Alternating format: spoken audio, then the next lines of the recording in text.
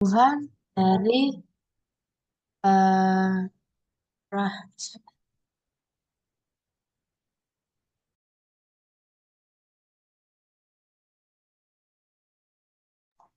oleh Sarah Malam. Silakan.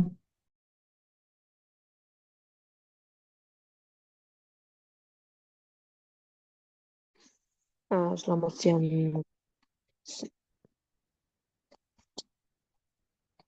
selamat siang semuanya. Eh,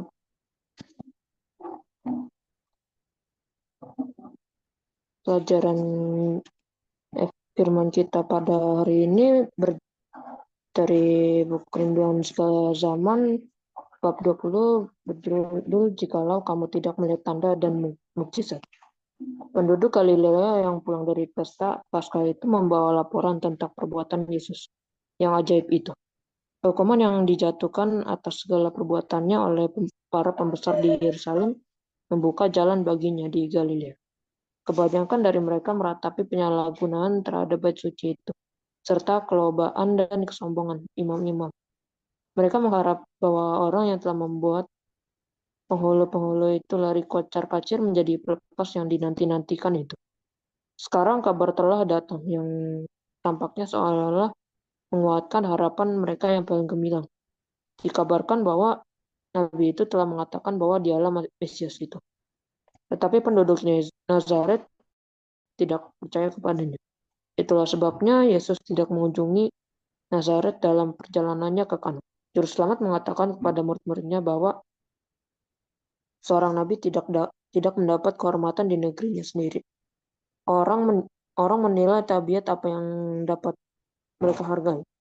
Orang-orang yang berpikiran sempit dan duniawi menilai Kristus atas kelahirannya yang hina, pakaiannya yang sangat sederhana dan pekerjaannya sehari-hari. Mereka tidak dapat menghargai kemurnian roh yang tidak bernoda dosa. Berita bahwa Kristus sudah pulang ke Kana dengan segera tersiar di seluruh Galilea, membawa harapan kepada orang-orang yang menderita dan susah. Di Kapernaum, kabar itu menarik perhatian seorang bangsawan Yahudi, yaitu seorang pembesar dalam dinas kerajaan. Anak anak laki-laki dari pembesar itu menderita suatu penyakit yang tampaknya tak tersembuhkan lagi.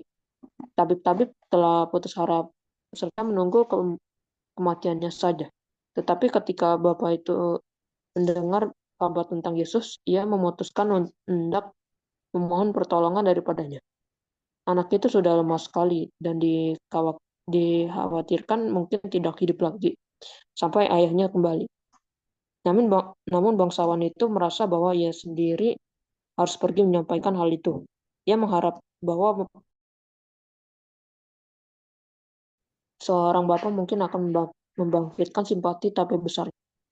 Setibanya di Kana, ia bertemu dengan himpunan orang banyak yang mengelilingi Yesus. Dengan hati yang cemas, ia menerobos sampai kehadiran Juru Selamat. Imannya yang menjadi goyah waktu ia melihat hanya seorang yang berpakaian sederhana, penuh debu dan sudah penat karena perjalanan jauh. Ia meragukan apakah orang ini dapat melakukan apa yang hendak dimohonkan daripadanya, namun diusahakannya juga berbicara dengan Yesus. Disampaikannya maksudnya serta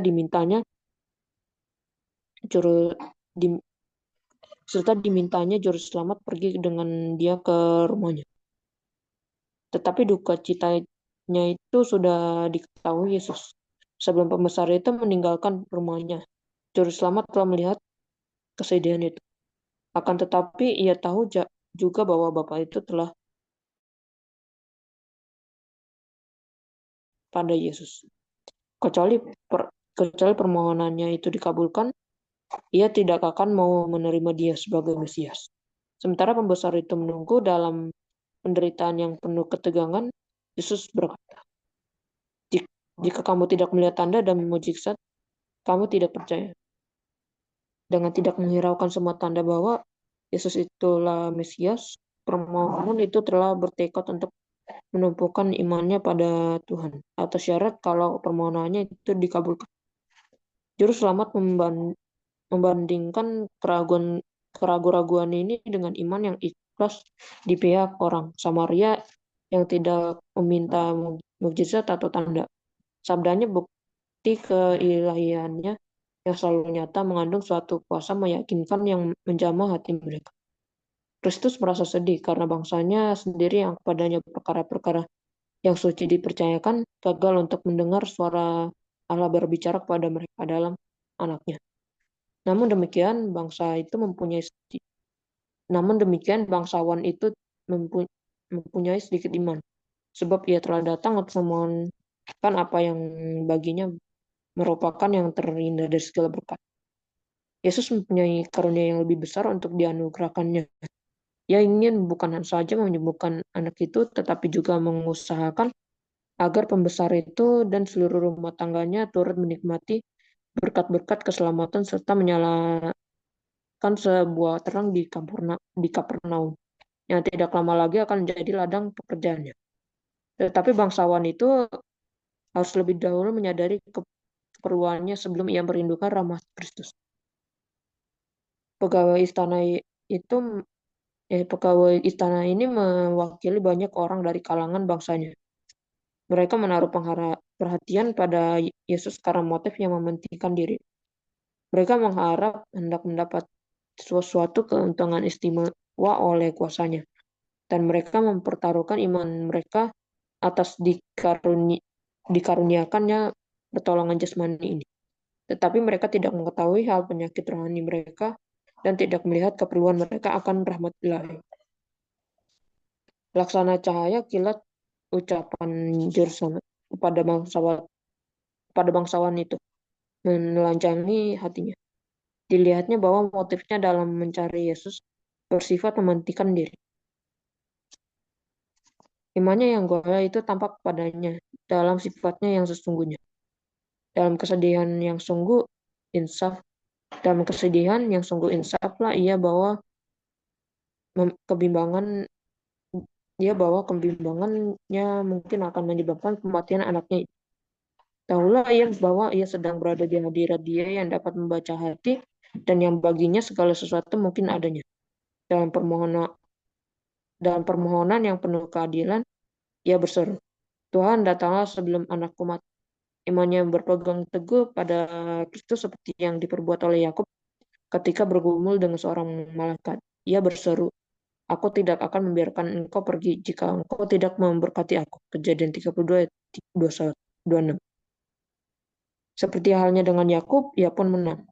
Juru selamat tidak dapat menarik diri dari jiwa yang bergantung kepadanya. Memohonkan keperluannya yang besar.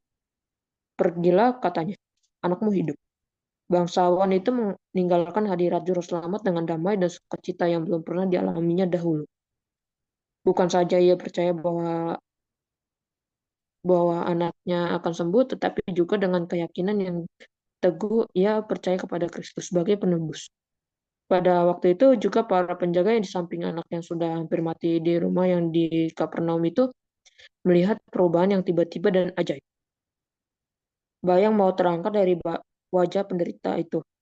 Wajah sakit karena demam berubah menjadi warna kemerahan karena kesehatan yang sedang pulih. Mata yang kabur menjadi berseri-seri dengan kecerdasan dan kekuatan kembali kepada tubuh yang sudah lemah dan kurus kering itu. Tidak ada lagi tanda-tanda penyakit yang masih tinggal pada anak itu. Dagingnya yang panas membara telah menjadi halus dan lembut dan tertidurlah ia dengan lelapnya. Demam itu telah meninggalkannya justru di waktu panas terik tengah hari. Seluruh keluarganya tercengang dan besarlah kegirangan mereka. Karena tidak berapa jauh dari Kapernaum, sehingga pembesar itu sebenarnya dapat juga sampai ke rumahnya pada petang sesudah ia berbicara dengan Yesus. Tetapi ia tidak buru-buru pulang ke rumah. Barulah besok paginya ia sampai ke Kapernaum. Alangkah gembira suasana perjalanan pulang ke rumah. Waktu ia pergi untuk mencari Yesus, hatinya berat dengan duka. Sinar matahari tampaknya kejam kepadanya. Kicauan burung seperti ejekan, alangkah berbeda perasaannya kini. Segenap alam mengandung segi pemandangan yang baru. Ia melihat dengan mata yang baru sedang ia berjalan pada keteduhan pagi hari, seluruh alam seolah-olah memuji Allah dengan dia. Ketika ia masih agak jauh dari rumahnya, hamba-hamba keluar untuk mengelulukan dia, ingin hendak meringankan ketegangan yang mereka duga sudah pasti dirasakannya. Ia tidak menunjukkan perasaan heran mendengar kabar yang mereka bawa itu, tetapi dengan perhatian besar yang tidak dapat mereka pahami, ia bertanya pukul berapa anak itu mulai sembuh. Mereka menjawab, kemarin siang pukul 1 demamnya hilang. Tepat pada saat ketika iman Bapak itu berpegang teguh pada jaminan. Anakmu hidup. Kasih ilahi menjamah anak yang sudah hampir mati itu. Bapak itu pun pergi dengan buru-buru untuk menemui anaknya. Ia memeluk dia ke dadanya seperti seorang yang dibangkitkan dari antara orang mati. Serta mengucap syukur kepada Allah berkali-kali atas kesembuhan yang ajaib ini. Bangsawan itu rindu hendak mengenal Kristus lebih jauh. Belakangan waktu ia mendengar pengajarannya, ia dan seluruh keluarganya menjadi murid-muridnya. Kesukaran mereka itu telah disucikan menjadi pertobatan seluruh keluarganya. Itu berita tentang mukjizat itu pun tersiarlah dan Kapernaum, di mana begitu banyak perbuatan ajaibnya yang besar dilakukan. Tersedialah jalan bagi pekerjaan Kristus secara pribadi. Ia yang memberkati orang bangsawan yang di Kapernaum itu punya kerinduan yang sama juga hendak memberkati kita. Tetapi seperti halnya dengan Bapa yang ditimpa kemalangan itu, kita sering hendak mencari Yesus karena kerinduan mau mendapat sesuatu keuntungan duniawi, dan atas dikabulkannya permohonan kita, itulah kita menaruh keyakinan kita pada kasih-Nya. Juru Selamat rindu hendak mengaruniakan kepada kita suatu berkat yang lebih besar daripada yang kita mohonkan. Dan ia menunda jawaban kepada permohonan kita itu supaya ia dapat menunjukkan kepada kita keburukan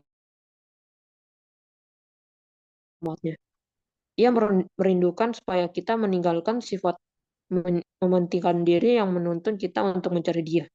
Dengan mengakui keadaan kita yang tak berdaya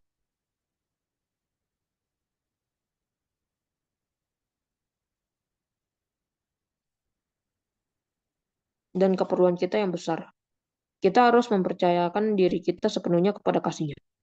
Bangsawan itu ingin melihat terkabulnya permohonan itu lebih dahulu, kemudian barulah ia mau percaya. Tetapi ia mesti menerima ucapan Yesus bahwa permohonannya itu didengar, pelajaran serta berkat dianugerahkan. Pelajaran ini harus kita ambil juga, bukannya karena kita melihat atau merasa bahwa Allah mendengar kita, baru kita mau percaya. Kita harus percaya kepada segala janjinya. Apabila kita datang kepadanya dalam percaya, setiap permohonan masuk ke dalam hati Allah.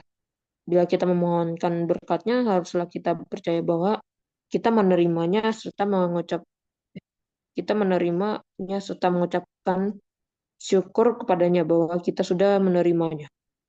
Kemudian kita pergi untuk menjalankan segala kewajiban kita dengan merasa pasti bahwa berkat itu akan dikaruniakan bila kita sangat memerlukannya. Setelah kita belajar berbuat demikian, tahulah kita bahwa doa segala doa kita itu dijawab. Allah akan berbuat bagi kita jauh lebih banyak menurut menurut kekayaan kemuliaannya dan sesuai dengan kekuatan kekuasaan dengan kekuatan kuasa kekua, sesuai dengan kekuatan kuasanya. Efesus 3 ayat 20, Efesus 16 dan Efesus 1 ayat 19.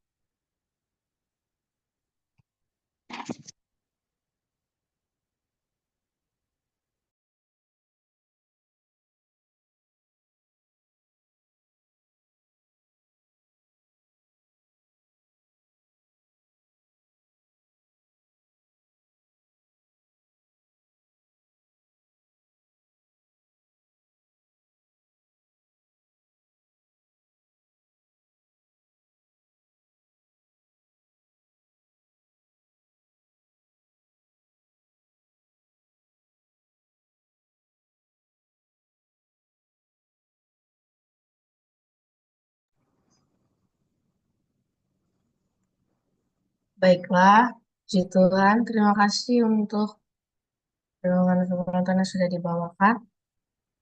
Kita akan melanjutkan lagu tutup dari lagu nomor 59, Tuhan jadikanlah kami kudus.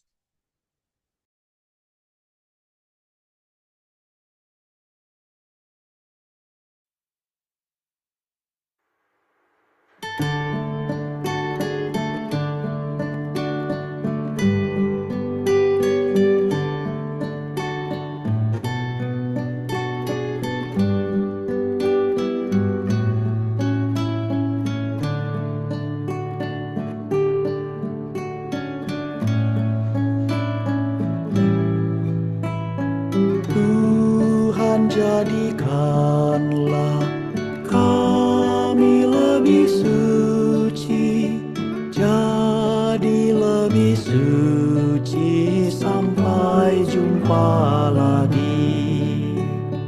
Tuhan jadikan